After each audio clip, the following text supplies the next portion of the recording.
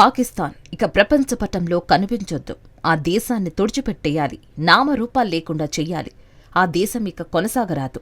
శత్రుశేషం మిగలకుండా చేయాల్సిన సమయం ఆసన్నమైందని అన్నారు మహారాష్ట్ర మాజీ సీఎం, ప్రస్తుత మహారాష్ట్ర ఉప ముఖ్యమంత్రి ఏక్నాథ్ షిండే. అన్యం పుణ్యం ఎరగని అమాయకులను చంపినందుకు పాకిస్తాన్ మూల్యం చెల్లించుకోవాలని అన్నారాయన. ప్రధానమంత్రి నరేంద్ర మోదీ అందుకు ప్రతీకారం తీర్చుకుంటారని ఏక్నాథ్ షిండే అన్నారు. ఇదే చివరి దాడి అవుతుందని కూడా అన్నారు. భారతీయులందరికీ ప్రధాని మోదీపై నమ్మకం ఉందని అన్నారు. ప్రధాని మోదీ పాకిస్తాన్ను నిర్మూలిస్తారని తాను భావిస్తున్నానని అన్నారు.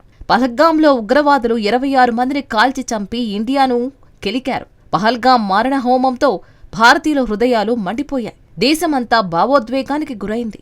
పహల్గాం దాడిపై తీవ్ర ప్రజా వ్యతిరేకత మధ్య ఇండియా పాకిస్తాన్కు చెక్ పెట్టేలా కీలక నిర్ణయాలు తీసుకుంది. సింధు జల ఒప్పందాన్ని స్తంభింపజేయడంతో పాటుగా అటారీ సరిహద్దును మూసేయడం, పాకిస్తానీయుల వీసాలను రద్దు చేయడం, పాకిస్తాన్ యాజమాన్యంలో విమానయాన సంస్థలకు ఆకాశ మార్గాన్ని మూసివేయడం లాంటి చర్యలు తీసుకుంది. ప్రధాని మోదీ పాకిస్తాన్ను చితక్కొడతారు అని అన్నారు షిండే. అందులో ఎవరికీ ఎలాంటి అనుమానాలు అక్కర్లేదని అన్నారు. ప్రధాని మోదీ భారత సైన్యం, భారత నేవీ, ఆర్మీ, ఎయిర్ ఫోర్స్ ఉన్నతాధికారులతో సమావేశమయ్యారని, గతంలోలా ఈసారి జరగబోదని అన్నారు షిండే. కానీ ప్రధాని మోదీ పుల్వామా దాడికి ప్రతీకారం తీర్చుకోబోతున్నారని, సర్జికల్ స్ట్రైక్ కూడా చేశారని అన్నారు. ఇప్పటి వరకు కేబినెట్ భద్రతా కమిటీ 2 రౌండ్ల సమావేశం.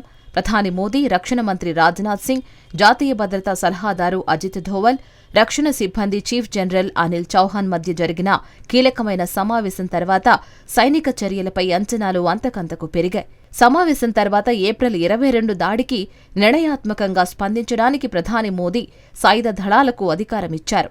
సైనిక చర్యలకు మోదీ గ్రీన్ సిగ్నల్ ఇచ్చారు. ఉగ్రవాదాన్ని అణచివేయడం జాతీయ సంకల్పమని ప్రధానమంత్రి పునరుద్ఘాటించారు. సైన్యంపై తనకు పూర్తి విశ్వాసం ఉందని అన్నారు మోదీ. 2019లో జమ్మూ కాశ్మీర్లోని పుల్వామాలో జరిగిన ఉగ్రవాద దాడి తర్వాత భారతదేశం పాకిస్తాన్లోని బాలాకోట్లోని ఉగ్రవాద శిబిరాలపై వైమానిక దాడులు నిర్వహించింది.